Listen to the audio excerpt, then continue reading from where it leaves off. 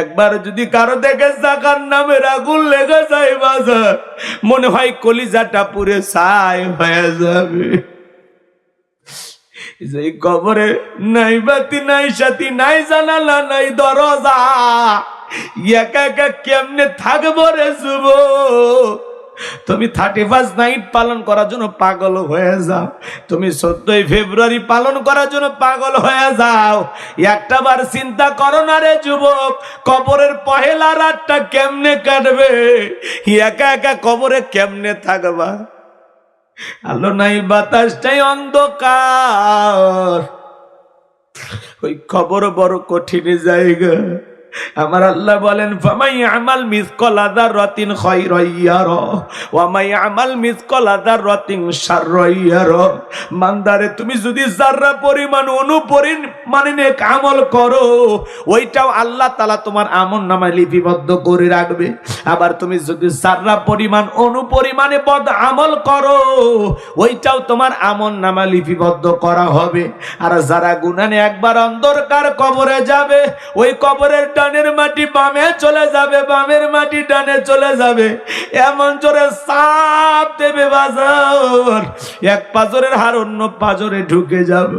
কবরে তাকে অন্ধ ফেরেশতা, চোখে দেখে না, কানে শোনে না, হাতুড়ি দিয়ে আঘাত করবে, মাথাটা চূর্ণ বিচূর্ণ হয়ে যাবে। কবরে থাকা বিষাক্ত সাপ যদি একবার সবল বাড়ে, পা থেকে মাথা পর্যন্ত বিষের যন্ত্রণায় দেহটা জ্বলে যাবে।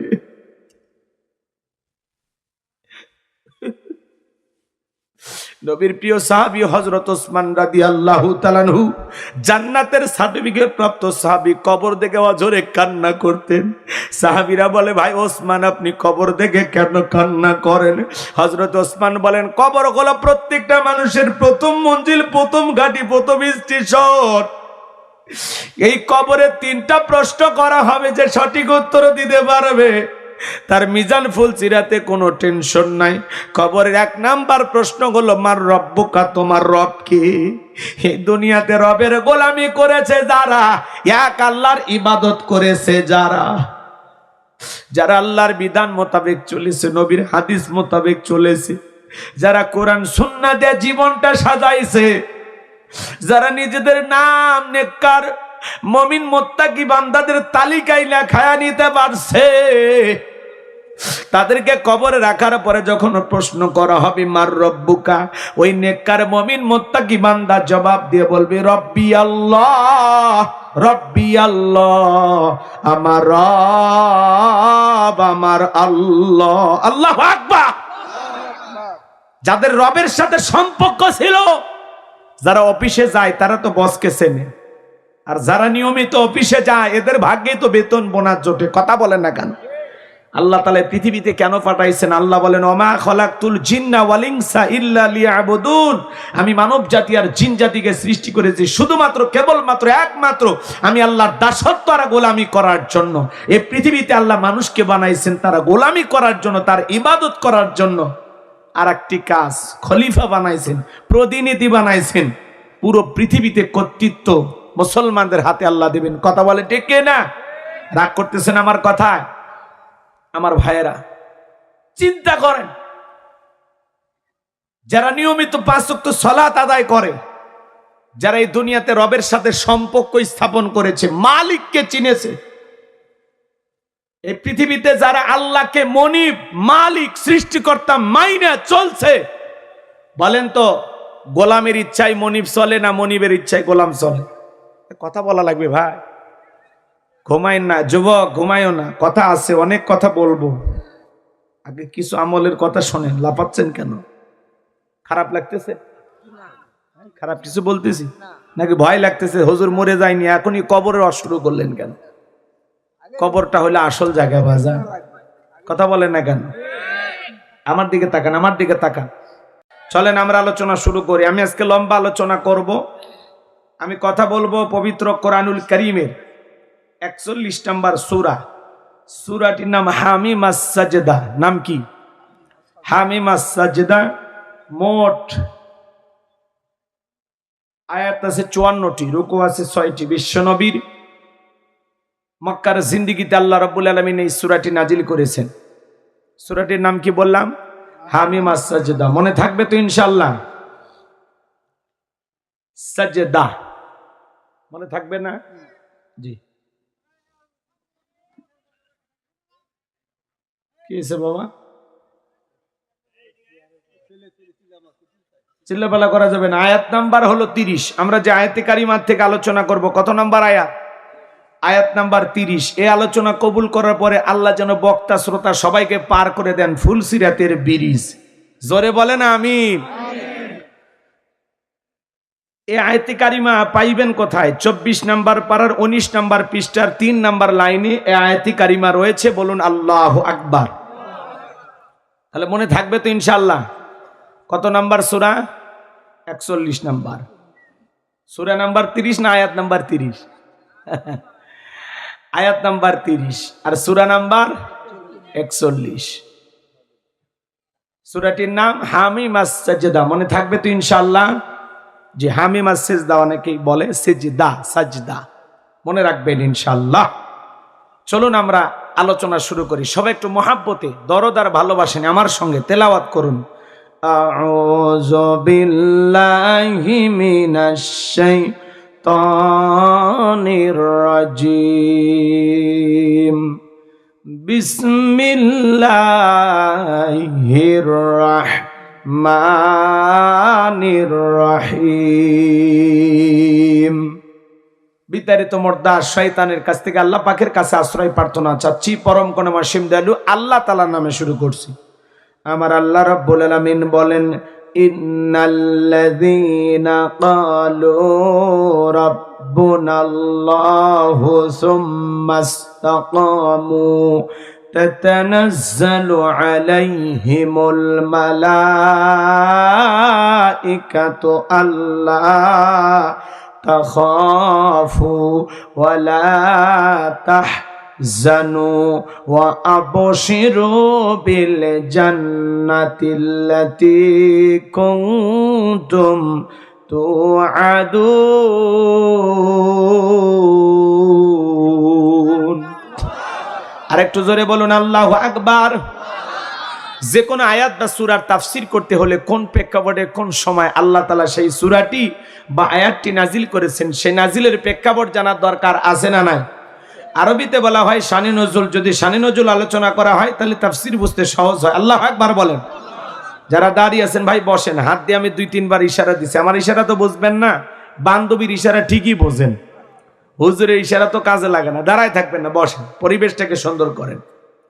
এই মাহফিলে গত বছরের আগের বছর আসার কথা ছিল, কিন্তু আসা যায়নি। প্রেক্ষাপট ভালো ছিল না, কে বা কারা যেন করতে দেয়নি। ওই আল্লাহর ওলিরা তো এখন আছে কিনা জানি না, তবে যারা কোরআনের বিরোধিতা করেন এটা কিন্তু ভালো না, এটা মানুষের কাজ না, এটা কাফের বা ঈমানদের কাজ। মুসলমানেরা কখনো কোরআনের মাহফিলে বাধা দিতে পারে না। যে নিজেকে মুসলমান দাবি করে তার কাজ এইটা না। কথা কয় নাকি? তাহলে যে মাহফিলে গত বছরের আগের বছর আসার কথা ছিল, ডেট নিয়েছিলেন কর্তৃপক্ষের ভাইরা, তারপরে হঠাৎ করে বন্ধ হয়ে গেছিল, সেই একই মাহফিলে আবারও আপনারা কষ্ট করে আমাদেরকে নিয়ে আসছেন। এই জন্য একটু বসেন। 2 বছর যেহেতু আসতে পারি নাই, এবার আসছি 2বারে ডেট হওয়ার পরে, তাহলে এইবারে একটু কাজ আদায় করার দরকার আছে না? হ্যাঁ হ্যাঁ হ্যাঁ, এই জন্য একটু সহযোগিতা করবেন, পারবেন তো ইনশাআল্লাহ? তাহলে বলুন এই আয়াতে কারিমা কখন নাজিল হয়েছে, কোন প্রেক্ষাপটে নাজিল হয়েছে, সেই নাজিলের সময়কালটা একটু তুলে ধরবো। বলেন। বলবো? রাগ করবেন না তো ইনশাআল্লাহ? তাকবীর দেন, লিল্লাহি তাকবীর।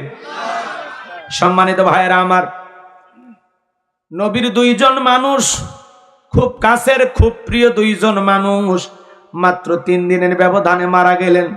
আম্মা জান খাদিজাতুল কুবরা রাদিয়াল্লাহু তাআলা আনহা মারা গেলেন, চাচা আবু তালেব মারা গেলেন। 2 জন মানুষকে হারিয়ে ব্যথিত হৃদয় নিয়ে নবী চলে গেলেন তায়েফে কালেমার দাওয়াত দিতে। তায়েফের মানুষেরা নবীজির দাওয়াত গ্রহণ না করে নবীজির জান্নাতি শরীর মোবারকে বৃষ্টির মতো পাথর নিক্ষেপ করলেন। নবীজি আমার জ্ঞান হারিয়ে ফেললেন। যায়েদ বিন হারেসা বলেন, অনেক কষ্টে আমি নবীজির শরীর মোবারক থেকে পাথরগুলো সরাইয়া ফেললাম। নবীজির জ্ঞান যখন ফিরে আসলাম, ডেকে বলেন যায়েদ, আমার একটু ওযু বানায় আদম, একটু নামাজ আদায় করব। হযরতে যায়েদ বলেন, আমি যখন নবীজির পা মোবারক থেকে জুতা খুলতে গেলাম, তাকায় দেখি জুতার ভিতরে রক্তগুলো জমাট বেঁধে আছে। আমি অনেক কষ্টে নবীজির পা থেকে জুতা মোবারক খুললাম। নবীজি নামাজ আদায় করলেন। আসমান থেকে জিবরাইল এসে বলে, নবী, যে তায়েফের মানুষেরা আপনাকে পাথর নিক্ষেপ করেছে, নবী একটা বড় অর্ডার দেন, পাহাড় চাপা দিয়ে তায়েফের মানুষকে জনমের মতো বিদায় করে দেব। আমার নবী বলেন, জিবরাইল, তায়েফের মানুষেরা না চেনে না বুঝে আমাকে পাথর মেরেছে। আজকে যদি তাদেরকে পাহাড় চাপা দিয়ে শেষ করে দেওয়া হয়, আমি নবী কার কাছে কালেমার দাওয়াত পৌঁছাইব? তায়েফের মানুষেরা আমাকে পাথর নিক্ষেপ করেছে, আমি তাদেরকে মাফ করে দিলাম। ও জিবরাইল, তুমি আমার মালিক আল্লাহকে জানায় দাও, আমার আল্লাহও যেন তায়েফের মানুষদেরকে মাফ করে দেয়। আল্লাহু আকবার বলে। এই জন্য নবীজিকে বলা হয়, ওমা আরসালনাকা ইল্লা রাহমাতাল লিল আলামিন।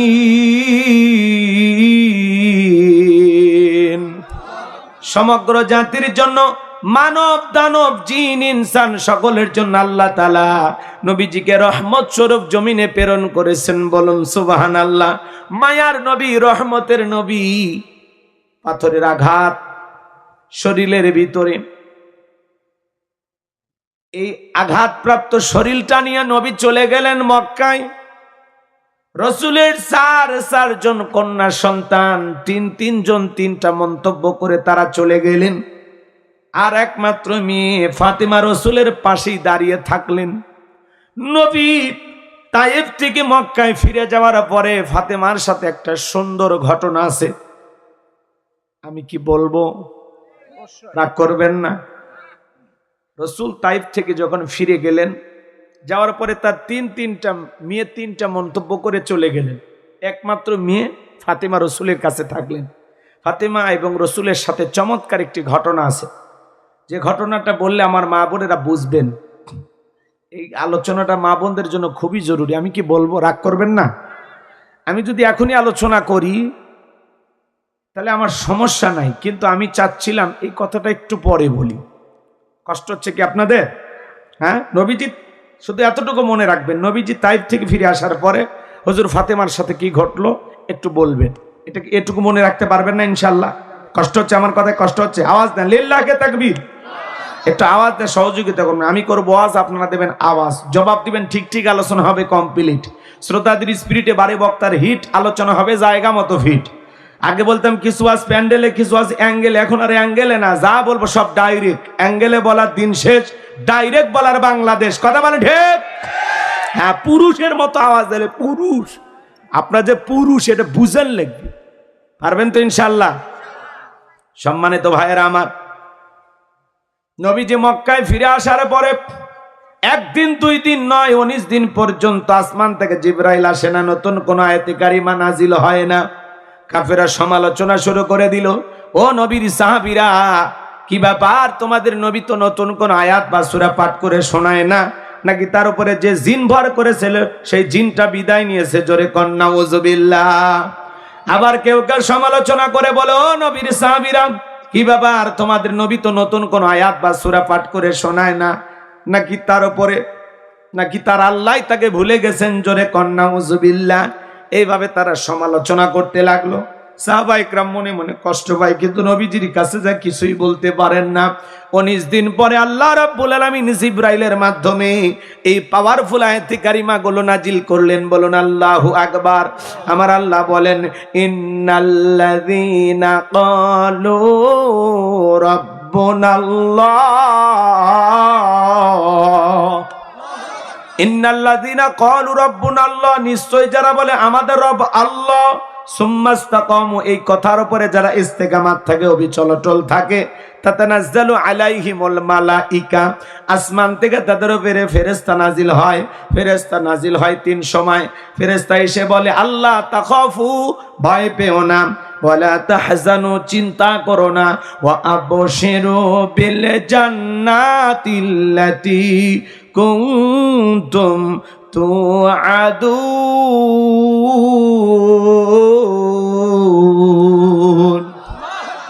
তোমাদের যে জান্নাতের প্রতিশ্রুতি দেওয়া হয়েছে সেই জান্নাত পেয়ে তোমরা আনন্দিত হও, সেই জান্নাত তোমরা গ্রহণ করো। বলুন আল্লাহু আকবার। এটা হলো আয়াতের সরল অনুবাদ। এবার চলেন বাজান আমরা মূল তাফসিরে যাই, গভীরে মনোযোগ দিয়ে কথাগুলো শুনবেন। আয়াতের শুরুতে আল্লাহ কি বলেন? ইন্নাল্লাযীনা ক্বালু রাব্বুনাল্লাহ, নিশ্চয়ই যারা বলে আমাদের রব আল্লাহ, সুম্মাস্তাকামু, এই কথার উপরে যারা ইস্তেকামাত থাকে, অবিচল অটল থাকে। ভালো করে বোঝার চেষ্টা করবেন জয়পুরহাটের মুসলমানেরা, রাস্তার দুই ধার দিয়ে আপনারা গাছ লাগান, গাছ লাগান না? কথা কয় না, গাছ লাগান। যখন ঝড় তুফান আসে, আইলা, নার্গিস, হুদহুদ, সনিমিক, জাও, মিথিলি, নানান ধরনের ঘূর্ণিঝড় যখন আসে, ওই ঝড় তুফানে গাছগুলো ভেঙে রাস্তার উপরে পড়ে থাকে, আবার কিছু গাছ মজবুত ভাবে শিকড় নিয়ে দাঁড়িয়ে থাকে। এর নাম হলো সুম্মাস্তাকামু, ইস্তেকামাত থাকা, দৃঢ় থাকা, মজবুত থাকা। আপনি যখন বলবেন আল্লাহ আমার রব, আমি সেই রবের গোলাম, এই কথার উপরে টিকে থাকতে হলে আপনার উপরে মামলা আসবে, হামলা আসবে, নির্যাতন আসবে, হাজারো জেল জুলুম আসবে, আপনাকে ঘর ছাড়া দেশ ছাড়া করতে পারে। আল্লাহর পথে চলতে গিয়ে আপনাকে জালেম বেঈমানরা ফাঁসির দড়িতে ঝোলাইতে পারে। ইমানদাররা হাসতে হাসতে ফাঁসির দড়িতে ঝুলবে, তবুও পৃথিবীর কোন জালেম আর বেঈমানের কাছে মাথা নত করবে না। কথা বলেন ঠিক কিনা? এর নাম হলো সুম্মাস্তাকামু। হাজারো নির্যাতন আসবে, হাজারো অপবাদ আসবে, এরপর আপনাকে টিকে থাকতে হবে। কথা বলেন না কেন? আপনি কি মনে করছেন জান্নাত মামুর বাড়ির ডাল গেলে এক ডাবু খাইতে দেবে? কথা কয় না কে? জান্নাতে যেতে হলে আপনাকে পরীক্ষা দিয়ে জান্নাতে যাওয়া লাগবে। কথা বলেন ঠিক কিনা? এখন আপনি দেখতেছেন সামনে মিছিল, পুলিশ ধরে নিয়ে যাচ্ছে, কয় না মিছিলে যাওয়ার দরকার নেই, কয় দাড়ি টুপি দেখলেই ধরতেছে, সেলুনের জায়গা আপাতত দাড়ি কেটে দিই, অবস্থা ভালো হলে পরে দাড়ি রাখবো। এই মানিয়া জান্নাত। আপনি যদি নিজেকে ইমানদার দাবি করেন, আপনাকে পরীক্ষা দিয়ে জান্নাতে যেতে হবে। কথা বলেন ঠিক না? পরীক্ষা দিয়ে উত্তীর্ণ হয়ে জান্নাতে যাওয়া লাগবে। এজন্য আল্লাহ রাব্বুল আলামিন বলেন, আহাসিবান নাসু আইয়ুতরাকু আইয়াকুলু আমান্না ওয়া হুম লা ইফতানুন। আল্লাহ রাব্বুল আলামিন বলেন সূরা আনকাবুতের 2 নম্বর আয়াতে, মানুষেরা কি মনে করেছে ঈমান এনেছে কথা বললেই তাদেরকে ছেড়ে দেওয়া হবে, তাদেরকে পরীক্ষা করা হবে না। এই পৃথিবীর জমিনে অনেক নবী রাসূল এসেছেন বাজান, তাদেরকে আল্লাহ তাআলা পরীক্ষা করেছেন, তাদের উম্মতদেরকে আল্লাহ পরীক্ষা করেছেন। এমন ঈমানদার পৃথিবীর জমিনে এসেছিলেন, জালেমেরা লোহার করাত দিয়ে চিরে 2 টুকরো করে ফেলে দিয়েছেন, তবুও তারা ইসলাম থেকে সরে যায় নাই। গর্ত করে জমিনের ভিতরে পুঁতে রাখা হয়েছে, তবুও তারা ইসলাম থেকে সরে যায় নাই। লোহার চিরুনি দিয়া গোশতগুলো তেগের ভিতরে খসে খসে আলাদা করে ফেলে দেওয়া হয়েছে, এরপরেও তারা ইসলাম থেকে, ঈমান থেকে 1 ইঞ্চি সরে যায় নাই। বলুন আল্লাহু আকবার। সেই পরীক্ষা কি আপনার আমার জীবনে আসছে? আসেনি? আসছে? কেউ এই জামানায় দেখছেন লোহার চিরুনি দিয়া গোশত আলাদা করতেছে? দেখছেন? এইরকম ইমানি পরীক্ষা দিয়ে তারা ইমানের পথে অবিচল অটল ছিল। আজান অত সহজ না। আপনি নিজেকে ইমানদার দাবি করলেন আর মনে করলেন জান্নাত পেয়ে গেছি, অত সহজ না। জান্নাতে যেতে হলে পরীক্ষা দিতে হবে। কথা বলেন ঠিক কিনা? রাগ করতেছেন? আল্লাহ পরীক্ষা করে দেখবেন কারা সত্যবাদী, কারা মিথ্যাবাদী, কারা দিনের জন্য, ইসলামের জন্য লড়াই করতে, সংগ্রাম করতে, জীবন দিতে প্রস্তুত। আল্লাহ এটা দেখবেন। কথা বলেন ঠিক কিনা? এই জন্য যখন বলবেন আল্লাহ আমার রব, এই কথার উপরে টিকে থাকতে গেলে মামলা আসবে, হামলা আসবে, নির্যাতন আসবে, ঘর ছাড়া করবে, দেশ ছাড়া করবে, হাজারো জেল জুলুম, নির্যাতন, কষ্ট সহ্য করেও আপনাকে ঈমানের পথে টিকে থাকতে হবে। কথা বলে ঠিক কিনা? কোন জালেমের হুমকি ধুমকিতে আমরা ইসলাম থেকে সরে যাব না। কথা বলেন ঠিক? কারা কারা 2 হাত তুলে দেখান। লিল্লাহি তাকবীর। ইসলামের জন্য জীবন দিতে প্রস্তুত আছে তো? হাত নামান আমার সোনা ভাইয়েরা। আমার আল্লাহ রাব্বুল আলামিন বলেন আয়াতের শুরুতে, ইন্নাল্লাযীনা ক্বালু রাব্বুনাল্লাহ। আমার আল্লাহ রাব্বুল আলামিন বলেন নিশ্চয় যারা বলে আমাদের রব আল্লাহ। জয়পুরহাটের পাঁচ বিবির মুসলমানেরা ডান হাতটা তুলে শাহাদত আঙ্গুলি দ্বারা ইশারা করে আসমানের দিকে তাকায় চিৎকারে মেরে বলুন তো আমাদের রব কে? আরেকটু জোরে বলুন তো কে? আরো একবার বলুন আল্লাহ। ভালোবেসে ডাক দেন আল্লাহ। হাত নামান। এই যে আল্লাহ আল্লাহ বলে ডাক দিলাম, আমাদের আল্লাহ খুশি না বেজার? দুনিয়াতে যদি বাবাকে ডাক দেন বাবা, ও বাবা বাবা, বাবা রাগান্বিত বলে অত বাবা বাবা করিস না, তুলে আসার মারবো। যদি মাকে ডাক দেন মা, ও মা, মা ও মা, মা ও মা, মাও রাগান্বিত, ওরা তো বলে মেয়া মেয়া করিস কে? বিয়ে দিল 2 বাচ্চার বাবা হয়ে যাবি, তাও মেয়া মেয়া সারলি না। মানে অতিরিক্ত ডাকলে মাও রাগ হয়, অতিরিক্ত ডাকলে বাবাও রাগ হয়। কিন্তু এমন এক সৃষ্টিকর্তা, এমন এক স্রষ্টা, এমন এক আল্লাহ পেয়েছি, কোটি কোটি বার ডাক দিলেও বিরক্ত হন না যিনি, তিনি কে? যত ডাকবেন বেশি তত আল্লাহর প্রিয় হতে পারবেন। ডাকলে আল্লাহ খুশি। কথা বলেন, রাগ করতেছেন? সে আল্লাহ রাব্বুল আলামিন রূহের জগতে আপনাকে আমাকে প্রশ্ন করেছিলেন, আলাস্তু বিরব্বিকুম, আমি কি তোমাদের রব নই? আমরা সেদিন সবাই জবাব দিয়ে বলেছিলাম ক্বালু বালা, অবশ্যই আপনি আমাদের রব। এই পৃথিবীর জমিন আসার পরে আল্লাহ রাব্বুল আলামিন সর্বপ্রথম যে ওহী নাজিল করলেন, ইকরা বিসমি রাব্বিকাল্লাযী খলাক, পড়ো তোমার রবের নামে যিনি তোমাদেরকে সৃষ্টি করেছেন। এই আয়াতের ভিতরে রব শব্দ আছে না নাই? সে রবের জ্ঞান শিক্ষা দেওয়া হয় কোথায়? স্কুল কলেজ নাকি মাদ্রাসায়? ছোট ছোট বাচ্চারা বৈশা বৈশা কি সুন্দর মাদ্রাসায় পেশাব করে। হুজুর বলেছে বাবা দাঁড়িয়ে পেশাব করা হারাম। ছোট্ট বাচ্চা বৈশা বৈশা পেশাব করে, পানি নাই, টিস্যু নাই, ঢেলে কলুপ ব্যবহার করে। বাড়িতে যা মা বাবাকে সালাম দেয়, রাস্তাঘাটে মুরব্বীদেরকে সালাম দেয়, কি সুন্দর ব্যবহার, দেইকায় মায়া লাগে। কথা বলেন ঠিক কিনা? আর কত ছেলে স্কুলে পড়াশোনা করেন, কাদের মধ্যে স্কুলের ব্যাগটা ঝুলানো আছে, এরপরে রাস্তার মধ্যে দাঁড়িয়ে থেকে পেশাব করে। আল্লাহকে জিজ্ঞাসা করা হলো বাবা কোন ক্লাসে পড়ে? কয় ক্লাস 3-তে। কোন জায়গায়? কয় অমুক জায়গায়। তো তোমাদের প্রাইমারি কি স্যারেরা পেশাব করে আদব কায়দা শিখায় না? তখন বলতেছে হুজুর সে কথা বলতেছেন, প্রাইমারি পেশাবখানা যা দেখি স্যারই তাই দাঁড়িয়ে থেকে পেশাব করে। তার মানে যেমন দেখতেছে যেমন শিখতেছে। কথা বলেন। কত ছেলে কলেজে পড়াশোনা করে, এলাকায় পালসার গাড়ি নিয়ে ঘোরাফেরা করে, যখন পেশাবের চাপ দেয় গাড়িটা ব্রেক করিয়া টান দিয়া, সেন্টার টান দিয়ে কুকুরের মতো দাঁড়িয়ে থেকে পেশাব করে, বসেও না। এরকম আছে না নাই? আবার ঢেলে কুলুপ ব্যবহার না করে, টিস্যু মাটি কিচ্ছু না নিয়ে আস্তে করে রেখে দেয়, টপ টপ করে পেশাব করে প্যান্টটা মেখে যায়। 30, 40, 50 বছর বয়স হয়ে গেছে, পেশাব করে আস্তে করে উঠে আসে, পানিও নেয় না, টিস্যু নেয় না, মাটিও নেয় না। আছে না নাই? আচ্ছা কুকুর পেশাব করে পানি নেয় আর পবিত্র হওয়া লাগে? অনেকে আসে বলে হুজুর আমি আপনার সেই ভক্ত, একটা সেলফি। ভক্ত পরে আয় 2 রাকাত নামাজ পড় আমার সাথে। কয় হুজুর আমার শরীর ঠিক নাই।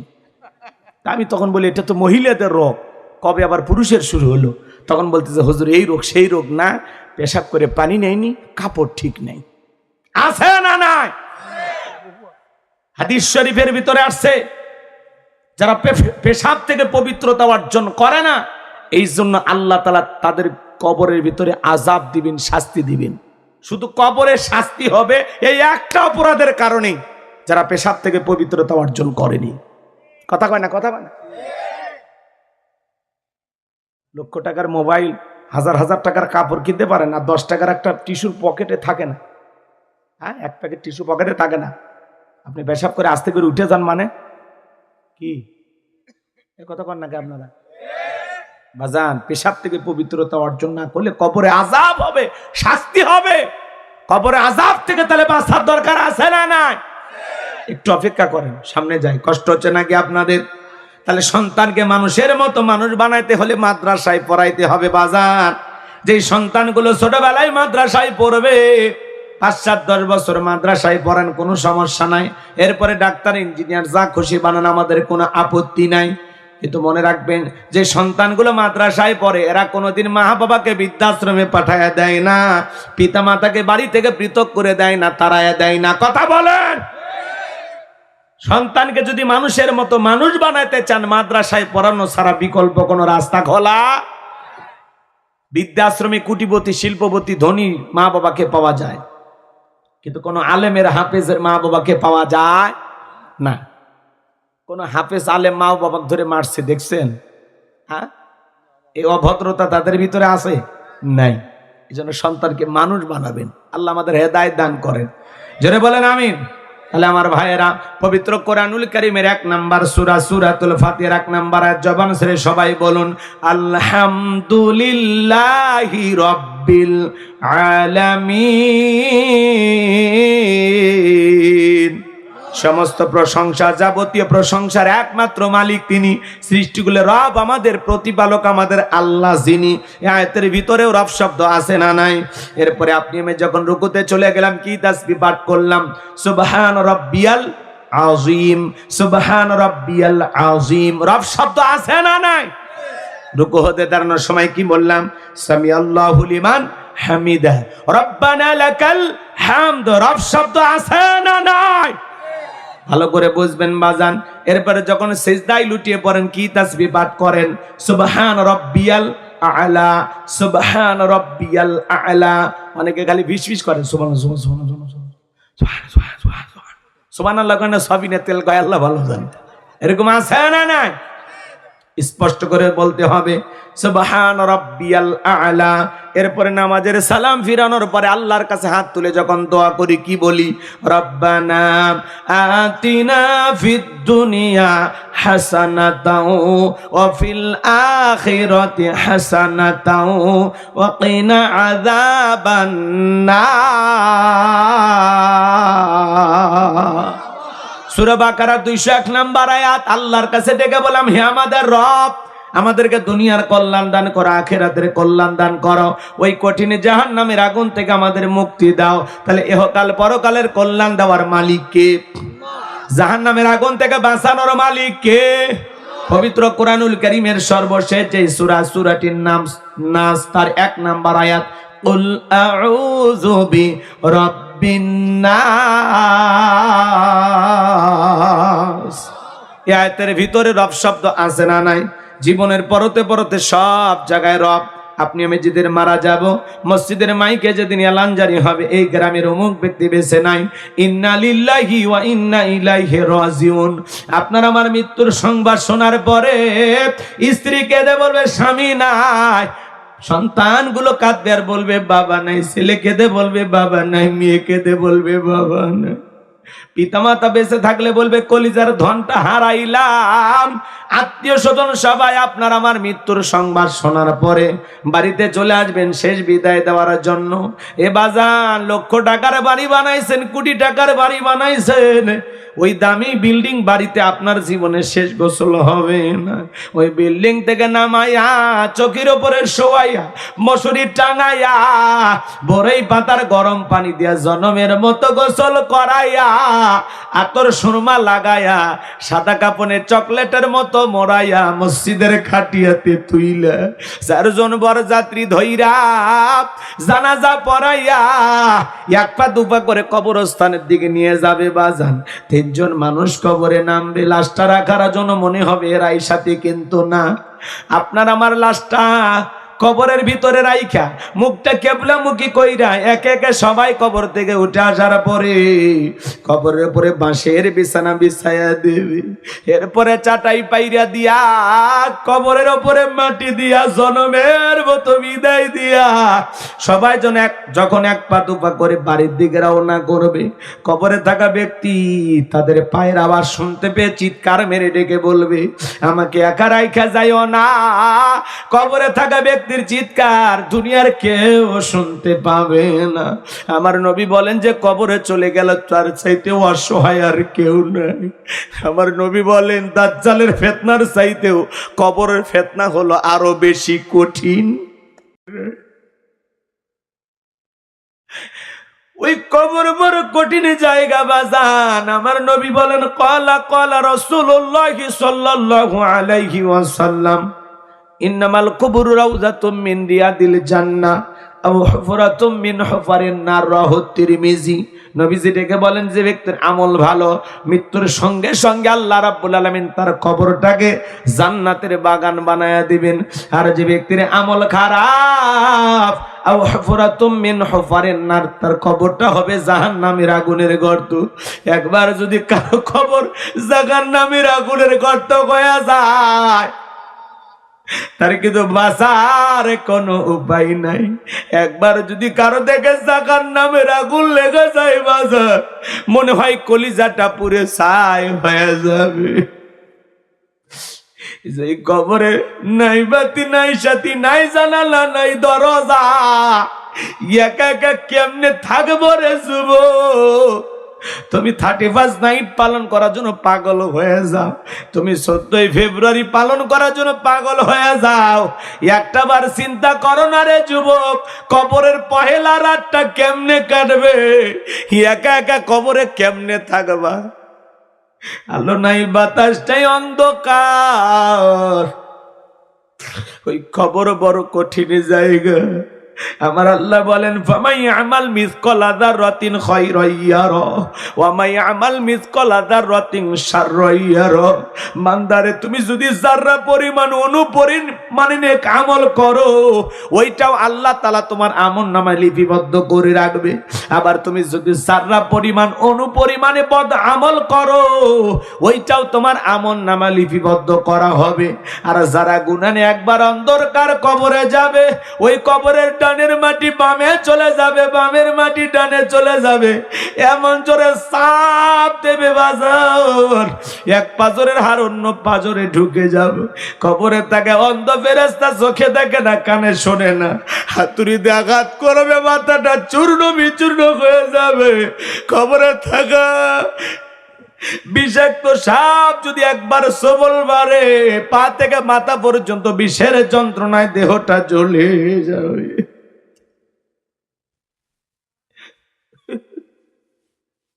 নবীর প্রিয় সাহাবী হযরত ওসমান রাদিয়াল্লাহু তাআলা আনহু, জান্নাতের সার্টিফিকেট প্রাপ্ত সাহাবী, কবর দেখে অঝরে কান্না করতেন।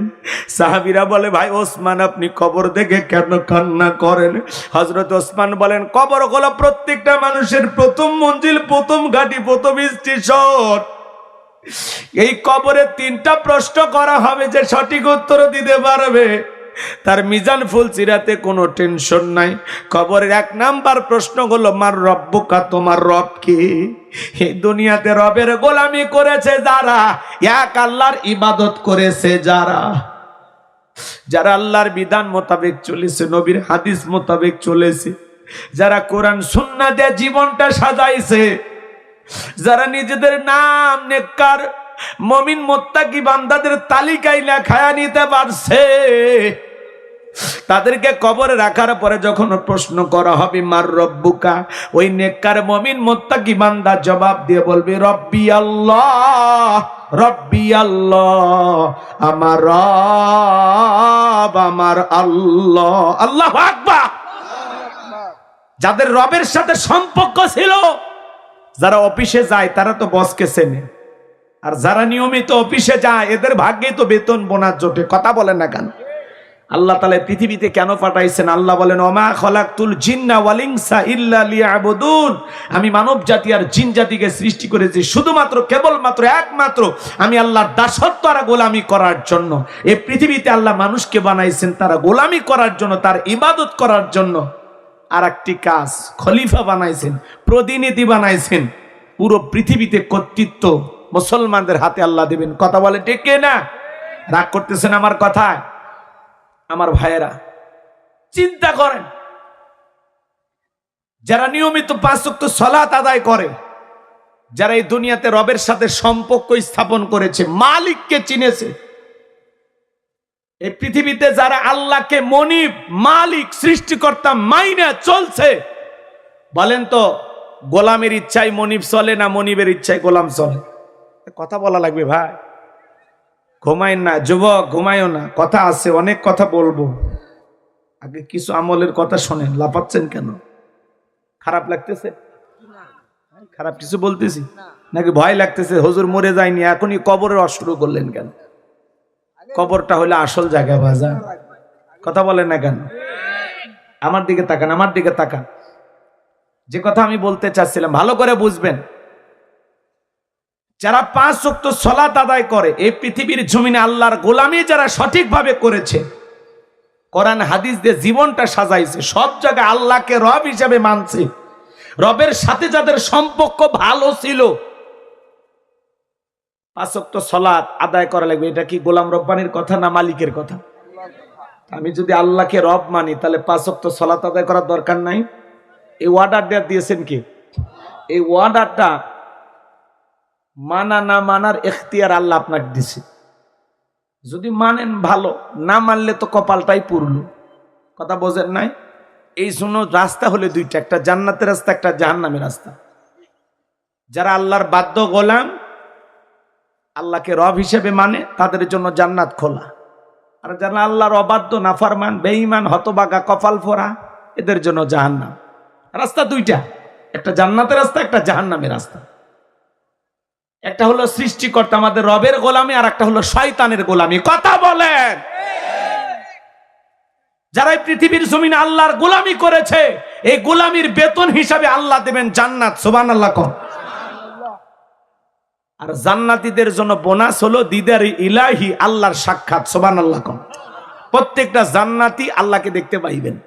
আকাশের পূর্ণিমার চাঁদ দেখতে যেমন সমস্যা হয় না, জান্নাতীরা তেমনি ভাবে আল্লাহকে দেখবেন, তাতে কোনো সমস্যা হবে না। সুবহানাল্লাহ কোন।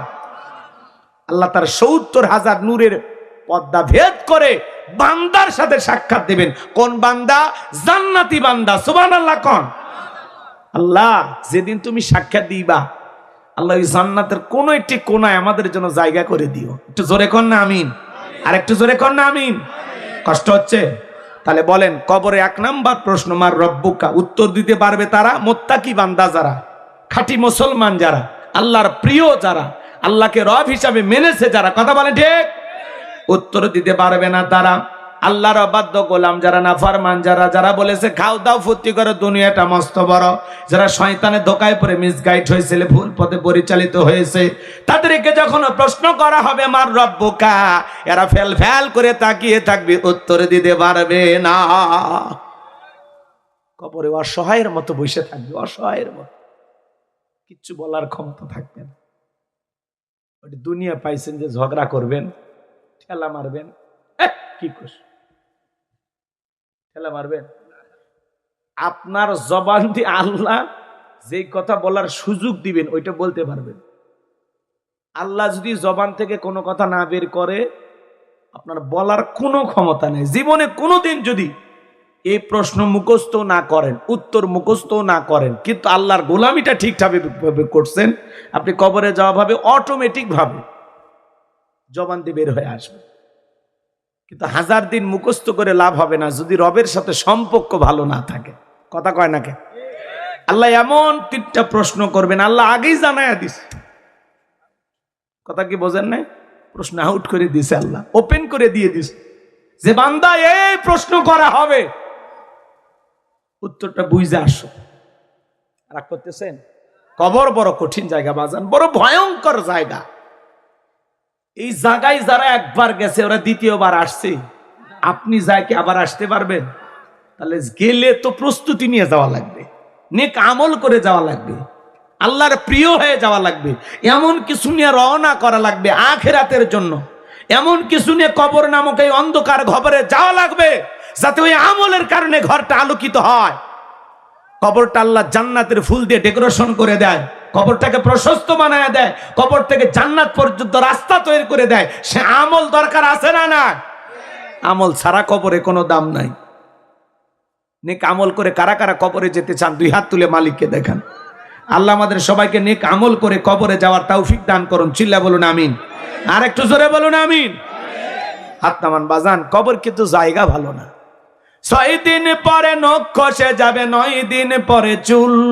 কবর গায়ের সামান নিতে কইরো না কেউ ভুল, কবর জায়গা ভালো নয়, কবর জায়গা ভালো নয়। আমল দিয়ে কবর গৃহ সাজিয়ে নিতে হয়। 17 দিনে পেট ফেটে 17 দিনে পেট ফেটে শেষ প্রকার খাদ্য হবে।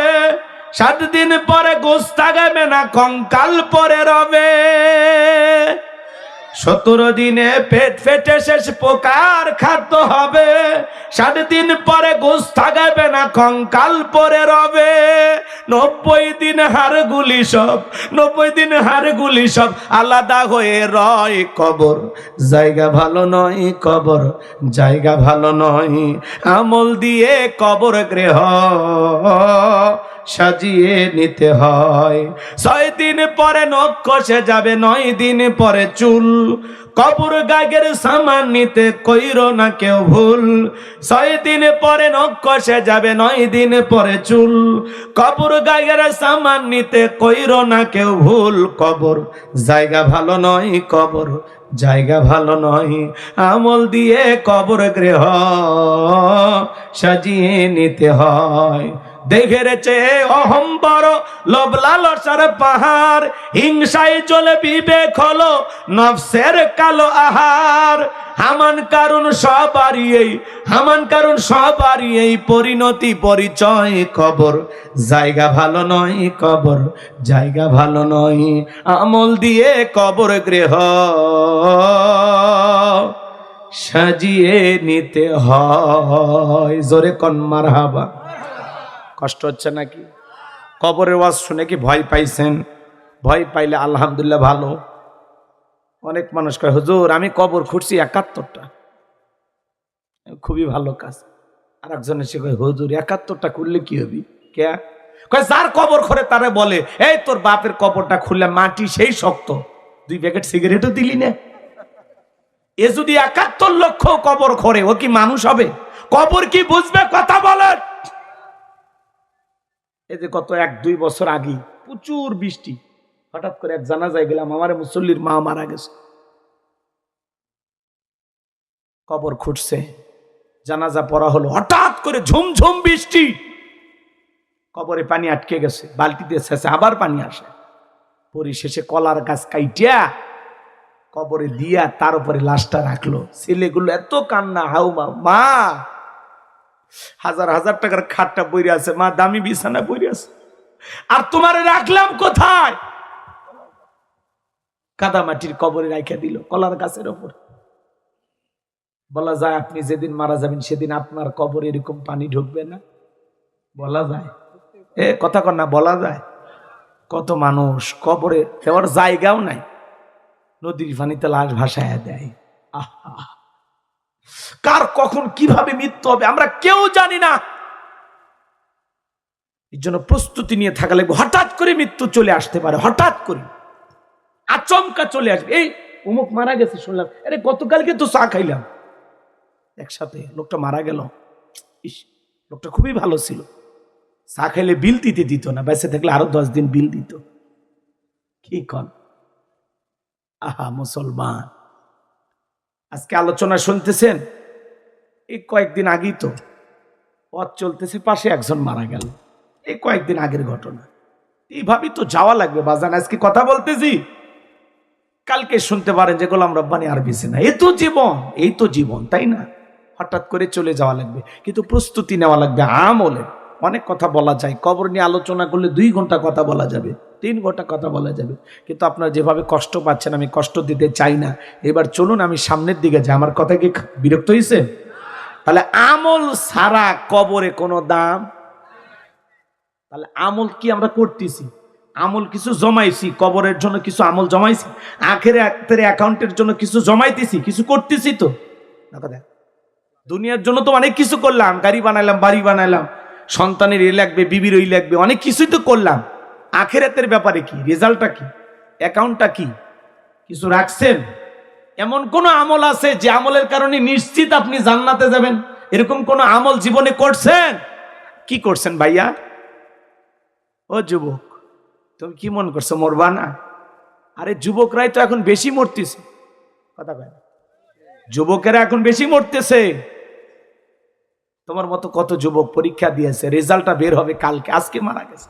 তোমার মতো যুবক বিয়ে করেছে, বাসর ঘরের সাজাবে ফুল কেনার জন্য গেছে ঝিনাইদহে, ফুল কিনে রাস্তা পার হইতে গিয়ে ট্রাক এসে চাপা দিয়ে লাশ বানায় চলে গেছে। এদিকে বউ বাসর ঘরে বসে আছে। কত যুবক বিয়ে করলো, হাতের মেহেদি শুকানোর আগেই মালিকের ডাকে সাড়া দেওয়া লাগছে। কথা বলে, সিরাজগঞ্জের এক যুবক বিয়ে করে রেল লাইন পার হয়ে বউকে নিয়ে যাচ্ছে, দেখো নাই, ট্রেনে এসে ধাক্কা মেরে মাইক্রো বাস সহ নিয়ে যায়। যে কয়জন ছিল সবগুলো মারা গেছে। কবুল বলছে, বাসর ঘর পর্যন্ত পৌঁছার ভাগ্য হয়নি। কত মানুষ দেখো না, হোটেলে খাবার রেডি করেছে, অর্ডার দিয়েছে, খাবার সামনে চলে আসছে, এখন লোকমা তুলে শুধু মুখে দেবে, কিন্তু এই লোকমা তোলার আগেই মালাকুল মউত চলে আসছে। খাবার পরে থাকলো, খাবারের জায়গায় চলে যেতে হচ্ছে। এই তো দুনিয়া, কথা বলে না ভাই, হঠাৎ করে চলে যেতে হবে। কত মানুষ নাচতেছে নাচতেছে নাচতেছে, এই নাচ অবস্থায় মারা গেছে। এক কথা কয় না। আবার কত ভাগ্যবান, ভালো মৃত্যু, নামাজ পড়তে গিয়ে সিজদায় মারা গেল। এই মৃত্যুর লক্ষণ ভালো। কালেমা পড়তে পড়তে মারা যাচ্ছে, মৃত্যুর লক্ষণ ভালো। মৃত্যুর সময় কপালগুলো ঘামতেছে, মৃত্যুর লক্ষণ ভালো। ভালো মৃত্যুর 15টি আলামত আছে, বলার সুযোগ নাই ওইদিকে, আপনারা তো ঘুমাইছেন, কষ্ট হচ্ছে আপনাদের না? থাক, অন্য কোনোদিন বেঁচে থাকলে বলবো। একটা তাকবীর দেন, লিল্লাহি তাকবীর। তাহলে কবরে 1 নাম্বার প্রশ্ন, মার রব্বুকা, তোমার রবকে। দুনিয়াতে রবের গোলামি করেছে যারা, উত্তর দিতে পারবে তারা। রবের সাথে সম্পর্ক ছিল না যাদের, উত্তর তারা দিতে পারবে। কথা ক্লিয়ার তো? রবের সাথে সম্পর্ক রাখতে গেলে কোথায় যাওয়া লাগে? মসজিদে। কথা কয় না? কয়বার? কয়দিন পর? 7 দিন পরে খালি জুমার 2 রাকাত। কি খান? আল্লাহ আল্লাহ আমাদের সবাইকে তার গোলাম হওয়ার তৌফিক দান করেন। আমরা যে আল্লাহর গোলাম, এই কথা বলতে কি লজ্জা লাগে নাকি গর্ব? এটা গর্ব না? আচ্ছা, আল্লাহ আমাদেরকে বাঘ না বানায়া, ভাল্লুক না বানায়া, শিয়াল না বানায়া, পাখি না বানায়া, আশরাফুল মাখলুকাত বানাইছে। এটা আল্লাহর দয়া। আল্লাহ চাইলে গরু গাধা বানাইতে পারতো না? কুকুর বানাইতে পারতো না? কথা বলেন না কেন? পারতো না? হিন্দু মুশরিকও বানাইতে পারতো। শেষ নবীর উম্মত বানাইছেন। আল্লাহর কত দয়া! আল্লাহর দয়া আর আমরা প্রশংসা করে শেষ করতে পারবো না। আল্লাহ চাইলে একটা গাছ তো বানাইতে পারতো। কথা কয় না গো? কি বলেন? ক্ষমতা নাই? আল্লাহ গাছ বানায় নাই, কোনো প্রাণী বানাইলো না, মানুষ বানাইছে। মানুষ, তাও বা আশরাফুল মাখলুকাত, সৃষ্টির সেরা, আখিরি পয়গম্বরের উম্মত মুহাম্মদ রাসূলুল্লাহ সাল্লাল্লাহু আলাইহি সাল্লামের উম্মত। আমরা গর্বিত। মালিক আমারে গরু ছাগলের মতো খাবার খাওয়ার জন্য মাথাটা নত করা লাগে না। আল্লাহ স্পেশাল হাত দিছে, কাটা চামচ। আল্লাহ কথা কয় না? কথা কয় না? এই হাতটা যদি বাঁশের মতো সোজা থাকতো কেমনে খাইতে? তোলা যাইতো? গিটাই গিটে আল্লাহ ভাঁজ দিছে, বান্দা যেমনি ইচ্ছা তুলে খাইতে পারবি। এত সুন্দর হাত, এত সুন্দর পা থাকার পরেও বান্দা দাঁড়ায়া খায়। সুবহানাল্লাহ। হ্যাঁ, বিড়ি খাই ডান হাতে আর চা খাই বাম হাতে। কত বড় আহাম্মক! না, বিড়ি খাই ডান হাতে আর চা খাই বাম হাতে, পানি খাই বাম হাতে। রাগ করতেছেন আপনারা? আল্লাহ আমাদের হেদায়েত দান করেন। অনেক কথা বলার আছে, সামনে যাই, মজা পাবেন। যুবক রেডি থাকো, তোমাদের ওয়াজ হবে, মা বোনদের জন্য ওয়াজ হবে। কথা বলেন। এইবার আয়াতের শুরুতে আল্লাহ কি বলেন? ইন্নাল্লাযীনা ক্বালু রাব্বুনা আল্লাহ, নিশ্চয় যারা বলে আমাদের রব আল্লাহ। আমাদের রব কে? এই পৃথিবীর জমিন আল্লাহ অনেক মানুষকে জিরো থেকে হিরো বানায়।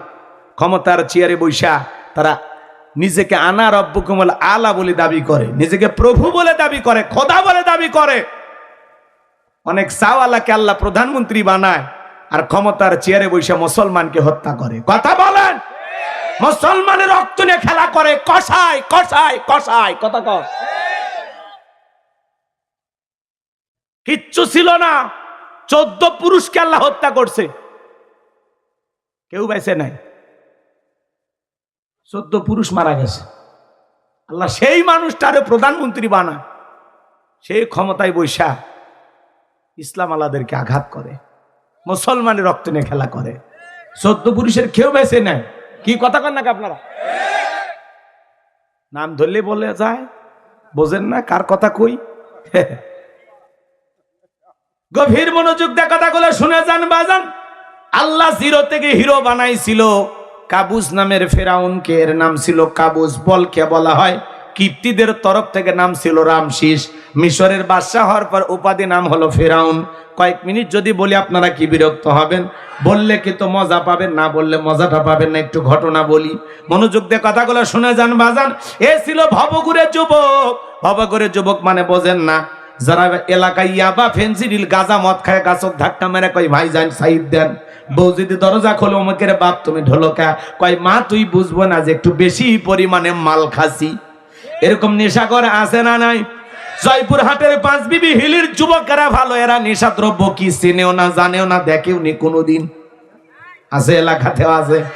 ইয়াবা ফেন্সিডিল খায়। আরে এ পোলা পান আজে বাজে নেশা দ্রব্য পান না কইরা এই টাকা যদি জমাইয়া বউরে প্রত্যেকটা মাসে একটা করে 3 পিস কিনে দিতে পারতা, জীবনে কিছু না হোক 12টা 12 রাত পাইতা। কথা কোন ঠিক কিনা? যুবক রে, যারা নেশাদ্রব্য পান করে সমাজের মানুষ তাকে নেশাখোর বলে, ভালো চোখে তাকায় না। যারা নেশাদ্রব্য পান করে এরা ভালো স্বামী হতে পারে না, ভালো বাপ সন্তান হতে পারে না। সমাজের মানুষ তাদেরকে ঘৃণার চোখে দেখে। আর যারা ইয়াবা ফেন্সিডিল গাঁজা মদ খায়, ওর চেহারা দেখে বোঝা যায় এটা খায়, এটা খায়। কথা কোন চাচা? দেখছেন কি সুন্দর চেহারা? কি ভেজাল আছে? ভেজাল নেই, ভেজাল নেই, এটা ভেজাল নেই, এটা অরিজিনাল জিনিস। কি খান?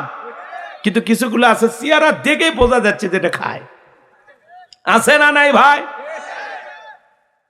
এমন এক জিনিস টাকা দিয়ে খাচ্ছেন যেটা খাওয়া হারাম। কত হালাল খাবার আছে পৃথিবীতে, কিনে খান না, বাজে জিনিস কিনে খান। হ্যাঁ, আরে ফিরি দিলেও তো খাবো না, পয়সা দিয়ে মানে। যারা দুনিয়াতে মদ পান করবে, শরাব পান করবে, এদের জন্য জান্নাত হারাম। কথা বলেন। এজন্য যুবক, নিশাদ্রব্য পান করা যাবে না। যে মুখে মা সেই মুখে মাদক তুলবো না। শপথ গ্রহণ করি জীবন দশায় কোনোদিন ইয়াবা ফেন্সিডিল গাঁজা মদ হিরোইন এমনকি বিড়ি সিগারেট হাত দিয়ে ধরবো না। বাপের বেটা হয়ে থাকলে হাত তুলে দেখান, লাগে থাকবে। আসুন মাদক মুক্ত সমাজ গড়ি। আল্লাহ আমাদের বুঝ দান করেন, জোরে বলেন আমিন। এগুলো খাওয়া লাগবে কেন? এগুলো যারা খায় তারা টোকায়, এরা নিশাখোর। সমাজ তাদেরকে ভালো চোখে দেখে না। এরা ভাইরাস, এরা ভাইরাস, এরা পরিবারের জন্য হুমকি। নিশাদ্রব্য পান করে বউরে মেরে ফেলে দেয়, নিশাদ্রব্য খাইয়া সন্তানকে মেরে ফেলে দেয়, নিশাদ্রব্য পান করে। আছে না নাই ভাই? রাগ করতেছেন মনে হয় আপনারা। এ বাজার লম্বা করার কোনো সুযোগ নাই। এই ভবঘুরে যুবক কাবুস নামের ফেরাউন চলে গেল মিশরের। সর্বপ্রথম হলো তরমুজের খেতের লেবার। এরপরে মিশরের সরকারি গোরস্থানে দারোয়ান লাগবে, ইন্টারভিউ চলতেছে।